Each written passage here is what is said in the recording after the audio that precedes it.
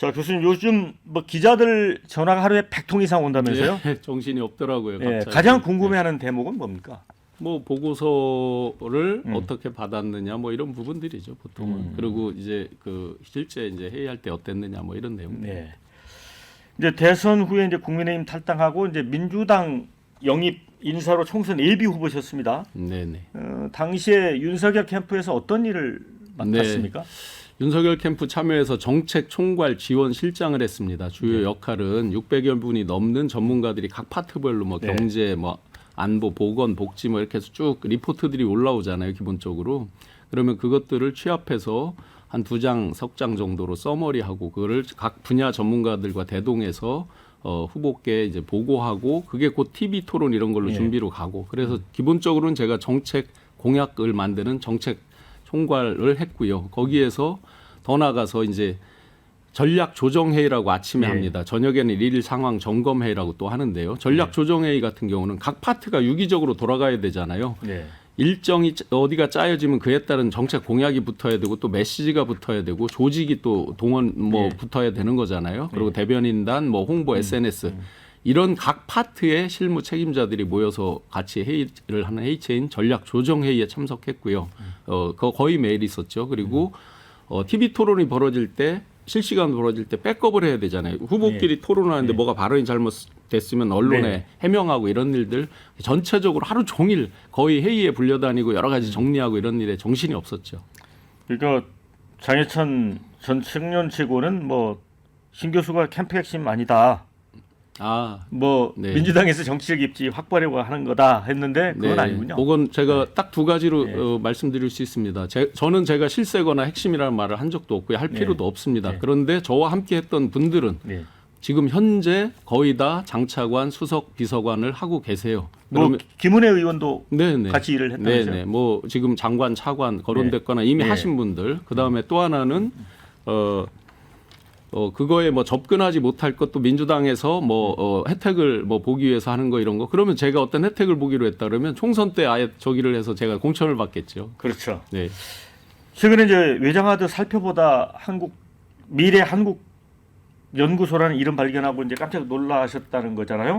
예, 저는 예. 명태균 씨도 모르고 강이라는 분도 모르다 보니까 근데 뉴스에서 이제 하도 시끄럽게 해서 한 2년여 정도 제가 들여다 볼 일이 없죠, 평소에. 그러다가 이제 이렇게 한번 체크를 해보니까 일단 파일이 너무 많아서 저도 놀랐어요. 6,000개가 넘는 파일이 제가 가지고 있었고 6기가가 넘으니까 7기가 가까이 되니까요. 그리고 거기에 미래한국 요새 뉴스에서 많이 들었는데 하고 이제 보다 보니까 그게 그 회사에서 이제 만든 거더라고요.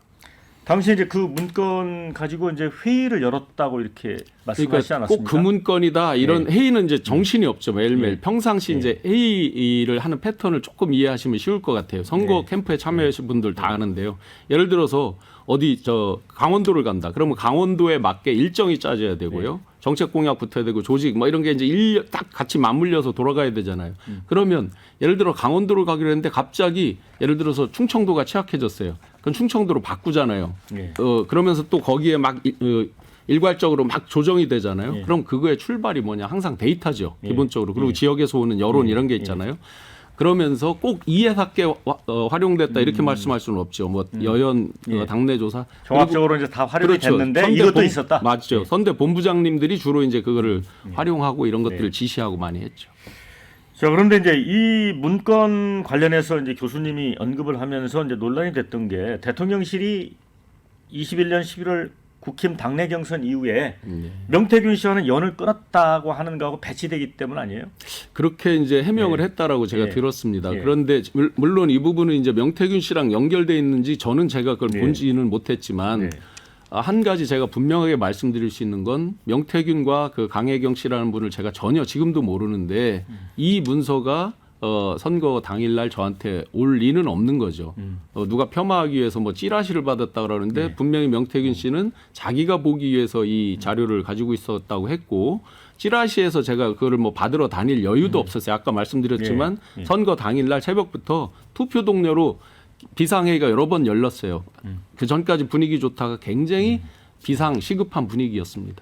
명태균 씨도 자기가 직접 전달한 적은 없고 네. 어디로 흘러 들어간 것 같다 이렇게 표현을 했어요. 그러면 이제 앞뒤가 예. 모순이죠. 본인이 예. 보기 위해서 했다라고 그게 돼 있더라고요 제목에. 예. 그런데 흘러 들어갔다 그러면 본인이 보거나 공유를 했겠죠. 상식적으로 보면.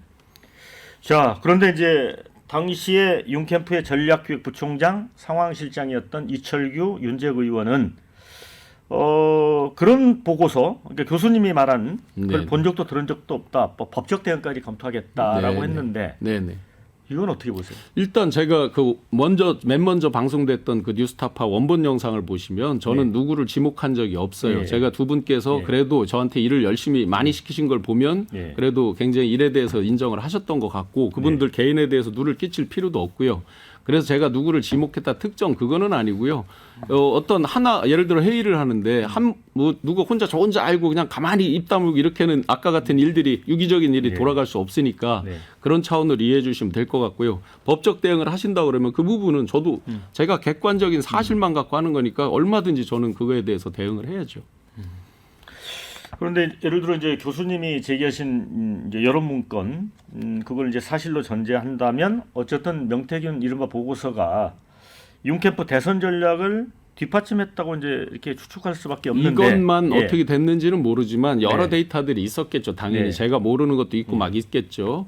그래서 그런 것들 기초로 이제 비상이 걸리는 이유를 그 네. 데이터를 보면 좀 어느 정도 그게 유추가 되거든요. 여기서 비상이 걸렸다는 건 어떤 상황을 투표 당일날 네. 그 전날까지 굉장히 8에서 한 12% 정도 이긴다고 그래서 캠프 분위기가 굉장히 그랬었죠. 좋았어요. 예. 많은 사람들이 예. 그렇게 예. 다 얘기를 했고요. 예. 그런데 당일날 이거 이상하다 하고 제가 들은 얘기는 당시에 후보께서 직접 이거 빨리 해서 투표 동료하고 점검해라 등등 지시가 있던 걸로 듣고 처음에 예정했던 회의보다 굉장히 여러 번 회의를 했던 기억이 나요. 그러면서 계속 어디가 취약하다 투표율이 왜 떨어지냐 했는데 제가 이제 유추를 해보면 그 데이터를 보시면 이 데이터뿐만 아니라 다른 것도 이제 저기겠죠. 보시면은 사전 투표율이 높고 거기에서는 이재명 후보가 이기는 걸로 돼 있단 말이죠. 그러니까 이걸 취합해서 가중치나 이런 것들을 해보면 그래도 안 믿었는데 막상 당일날 분위기를 보니까 출구조사 옆에서 각 당분들이 보거든요. 네네. 그래서 비상이 걸린 것 같습니다. 자, 그렇다면 그 외장 하드에 이 이른바 말씀하신 그 보고서 말고 다른 뭐 명태균 씨 걸로 보이는 이렇게 추측되는 그런 문건 같은 그거는 건 이제 없었습니까? 제가 뭐 봐야 되는데요. 예. 지금 이제 하나만 보고 그 뒤로 뭐 계속 예. 정신없어서 전화 오고 그래서 지금 거의 뭐 개인적으로 뭐를 볼 여유는 없는데 이제 찾아봐야 되겠죠. 대체로 이제 선대본에서 회의를 하고 해서 말로 어떤 지시를 하고 이런 경우가 많고 했기 때문에 저는 이제 제가 박스로 가지고 있는 예. 종이도 좀 찾아봐야 됩니다. 네. 그리고 이제 미래 한국 연구소 여론조사 실무자였던 강혜경 씨 지금 네. 검찰 수사를 받고 있잖아요. 최근 법사위에 나와가지고 명태균 씨가 매일 윤석열이한테 보고해 줘야 돼라는 통화 녹취를 공개한 바 있습니다. 네. 자, 이거를 이렇게 견주어 볼 때 어떤 생각이 드시는가요? 저는 뭐 뉴스로만 봤지만 일단 뭐 제가 다 추정의 영역이니까 조심스럽지만 과연 명태균 씨가 본인이 보기 위해서 여론조사를 했다.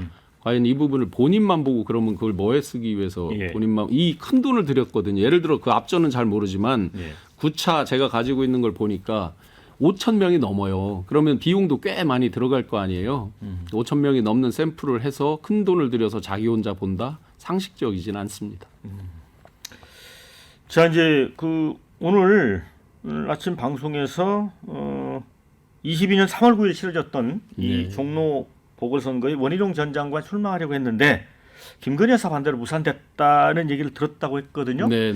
그런데 김 여사의 정무적 활동이 그 정도였습니까?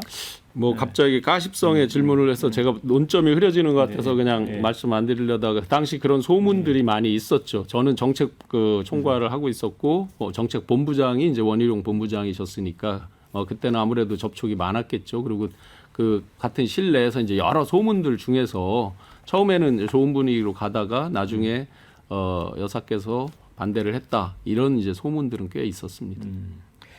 이제 국정감사의 참고인으로 출석할 생각이신가요? 뭐 아직 공식 통보를 받지 못했지만요. 제가 객관적으로 했던 일이기 때문에 그건 그대로 있는 대로 그대로만 진술을 하고자 합니다. 자, 마지막으로 이제 대선 때는 이제 윤석열 후보를 지지했었습니다. 네. 지금은 이제 민주당으로 이제 옮겼어요. 네. 명태균 씨 논란 지켜보면서 어떤 소회가 되십니까? 저는 박근혜 정부에서 장관급인 청년위원장을 하면서 대통령 직속 청년위원장 하면서 취업 창업 일자리만 담당했지만 탄핵을 당했어요. 그때 네. 트라우마가 너무 컸어요. 그래서 아내와 3개월 정도 밖에도 안 나갈 정도로 그 트라우마가 남아 있었고 모시면서 어떤 선택적 정의와 공정 또 국가 경영의 마인드가 아닌 통치 마인드 이런 걸 보면서 제 스스로 떠나자. 이거 위험할 수도 있겠다. 혹시나 해서 주변 한두 분한테 제가 말씀드리고 떠났습니다. 그래도 잘 되기를 바랬습니다. 대한민국을 위해서 또 대한민국 국민을 위해서. 그런데 제가 걱정하고 우려했던 것보다 훨씬 빠른 속도로 훨씬 큰 폭으로 무너지는 것. 특히 명태균이라는 사람 모르지만 그런 사람의 입에 의해서 한 2개월 이상 국가의 최고 지도자나 지도자급이라는 분들이 이러지도 저러지도 못하고 끌려가는 대한민국 그런 대한민국을 저는 바라고 살지는 않았습니다. 네, 댓글 딱 두 가지 읽어드리고 마무리해야 될 것 같습니다. 윤캐폰 대선 당일까지 회의했다는 용산 변명 거짓이란 건가? 명태균 사건은 분명히대의 사기극입니다. 이런 의견. 또 윤 캠프에서 일하셨던 분이 탈당해 민주당까지 입당하셨나요? 사연이 궁금하다. 이런 의견도 있습니다. 네, 네. 여론조사가 의심스러웠지만 나라가 이 지경일 줄이야 선관위 책임도 물어야 합니다. 여야 공의 조사하자. 이런 의견이 있고요. 교수님 말씀 잘 들었고요. 지금까지 신용환 전 서원대 석좌 교수와 얘기 나눴습니다. 감사합니다. 네, 고맙습니다. 네.